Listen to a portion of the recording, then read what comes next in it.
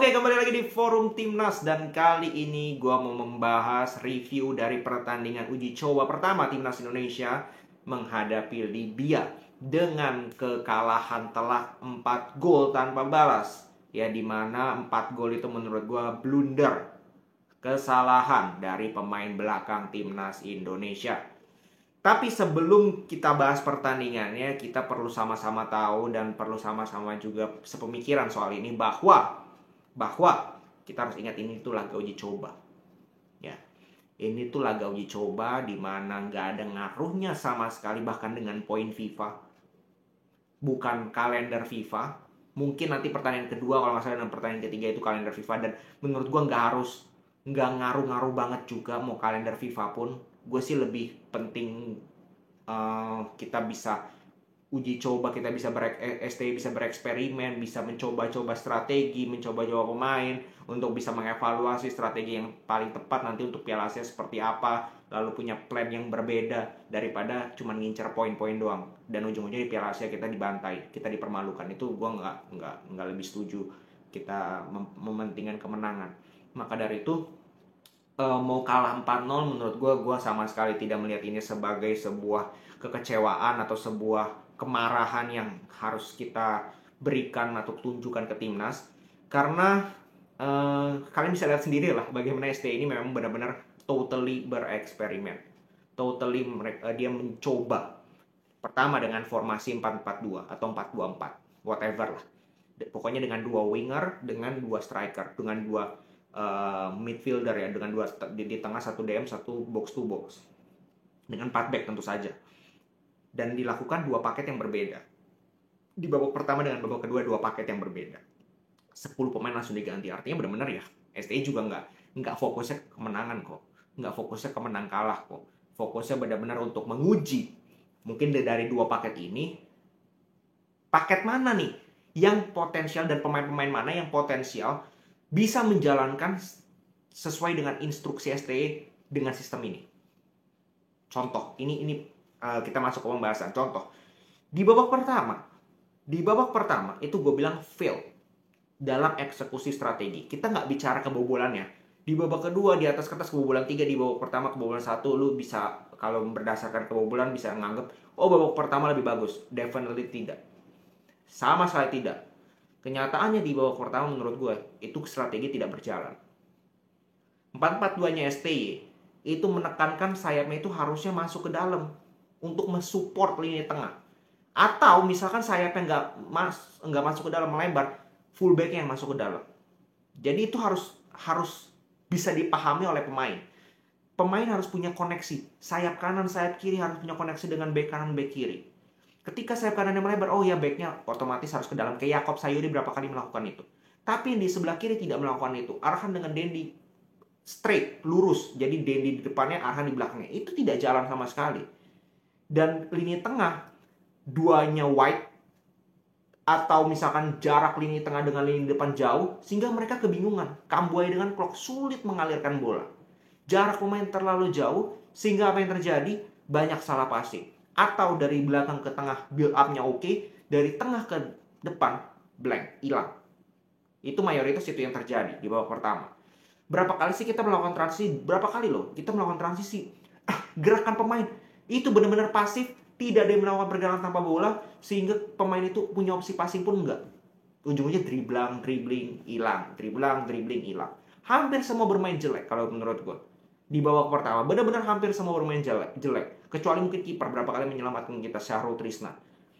Back ya, sorry itu saya Arhan nggak perform. Wahyu juga ya, Wahyu Pras not bad banget, cuman dia bikin blunder kan. Rido pun nggak main sebagus biasanya. Kanan Yakob lumayan. Tengahnya Klok, Kambuaya seperti yang gue bilang terisolir.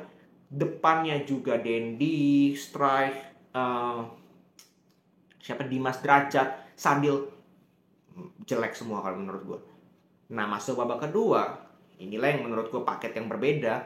Permainannya pun berbeda, padahal sistemnya sama. Sistemnya 4-4-2 sama, tapi pergerakan pemain di lapangan, eksekusi pemain di lapangan itu berbeda. Di babak kedua, kan dia mainin ada Malis kiri, Egy kanan, ya kan? Fullbacknya Witan kanan, Edo kiri. Apa yang terjadi? Wingernya ini masuk ke dalam. Adam Alis, Egy bantu lini tengah. Jadi di lini tengah itu ada 4 pemain. Ivar Jenner, Marcelino, Egy dengan Adam Alis. Di wing untuk Edo sama Witan. Sehingga apa? Opsi di tengah itu lebih bagus, lebih banyak. Opsi passing itu lebih banyak. Banyak kombinasi dilakukan. Sehingga kelihatan passing itu jauh lebih smooth. Kreativitas itu mulai terbentuk walaupun menurut gue not enough ya. Karena terlihat ya ujung-ujungnya kita nggak bisa cetak gol. Tapi at least peluang pertama berbahaya itu diciptakan di babak kedua yang Adam Alis tendangannya mampu di-save, abis itu kena mistar. Abis itu ada beberapa kali setengah peluang yang sebenarnya sangat disayangkan. Umpan Ivar Jenner ke Egy yang offside itu harus lebih sering dilakukan oleh pemain timnas. Itulah kelebihan pemain timnas Indonesia. Pergerakan tanpa bola terupas. Itulah kelebihan yang harus kita lebih sering lakukan. Ya, tadi cuma sekali sayangnya. Itu pun offside. Nah, itu harus lebih diseringkan. Nah, maka dari itu, walaupun kebobolan 3 dan menurut gue ya blunder Hubner 2 kali nggak perlu sama sekali, lalu Jordi Amat juga di detik-detik akhirnya melakukan blunder, tapi selebihnya eksekusinya itu kalau gue bilang lebih bagus di babak kedua. Jadi pemain-pemain ini lebih paham, pemain-pemain di babak kedua, paket kedua ini lebih paham menjalankan sistem 4-4-2-nya STY. Pergerakan pemain, positioning, kombinasi seperti apa itu lebih jalan. Ya cuman kurang beruntung aja ya blunder-blunder itu, individual error.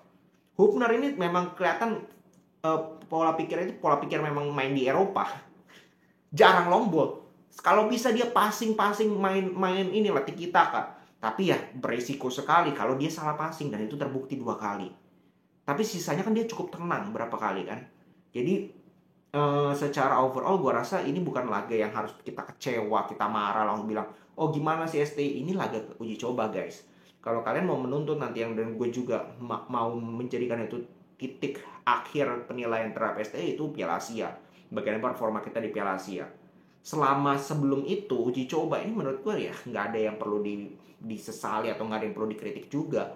Justru STI bagus timnas kita kalah, artinya STI bisa evaluasi nih kesalahan seperti apa yang kita lakukan, kekurangan apa yang kita lakukan. Sekarang pertanyaan gue, dia coba 4 striker dengan 2 paket yang berbeda di babak pertama dan babak kedua.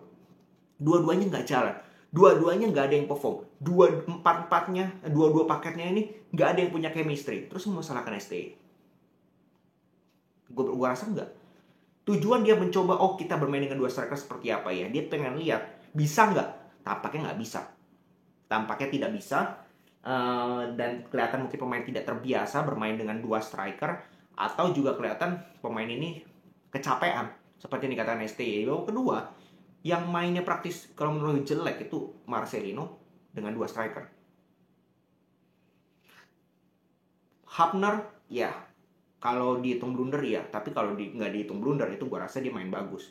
Main lumayan bagus lah dengan Jordi Amat.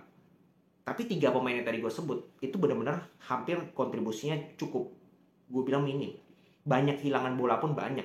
Adam Alis main lumayan, Egy main lumayan, Witan main lumayan bagus. Tapi 3 pemainnya Marcelino yang gue cukup kecewa ya. Marcelino itu cukup egois berapa kali, salah passing juga. Dan Hoki dan Sananta itu nggak kelihatan. Jadi ya gue harap STY bisa melihat bahwa mungkin dengan sistem ini mereka kurang cocok. Kalaupun terpaksa, maka paket kedua lah yang dipilih. Ini kan fungsinya uji coba itu seperti ini. Dia mencoba paket dengan formasi ini, siapa nih pemain-pemain yang bisa bermain dengan formasi seperti ini, dengan strategi seperti ini, yang which is dia dapatkan di paket kedua. Ya semoga di pertandingan kedua nanti lawan Libya, lawan Iran, strateginya berbeda, formasinya berbeda, dan pemain-pemainnya pun berbeda, sehingga kita punya banyak opsi nanti di Piala Asia ketika bermain dengan 4-4-2 seperti apa, 4-3-3 seperti apa, atau nanti 3 back seperti apa, itu bisa kita terapkan di Piala Asia. Uji cobanya di sini nggak apa-apa, kalahnya di sini nggak ada masalah, kalahnya di uji coba nggak ada masalah. Lawan Libya, lawan Iran nanti mau kalah, mau dibantai, it's okay. At least kita punya pengalaman untuk Piala Asia nanti. Oh gini, kita nggak boleh ngulangin kesalahan yang sama. Baru nanti judgment day-nya seperti apa di Piala Asia. Kalau Piala Asia nggak perform, gue pun harus bilang ya kita saatnya PSSI untuk mengevaluasi STI. Oke, tapi kalau Piala Asia perform, maka uji coba ini yang kalah-kalah ini ya nggak ada artinya. Karena ujung-ujungnya timnas kita bisa perform di Piala Asia dan itu yang lebih penting. Oke, segitu dulu. Semoga kalian juga nggak terlalu kecewa dan marah atau berlebihan karena ini hanya uji coba. Kembali lagi, semoga di pertandingan kedua dan ketiga jauh lebih baik. Itu aja sih menurut gue. Oke, salam sepak bola Indonesia.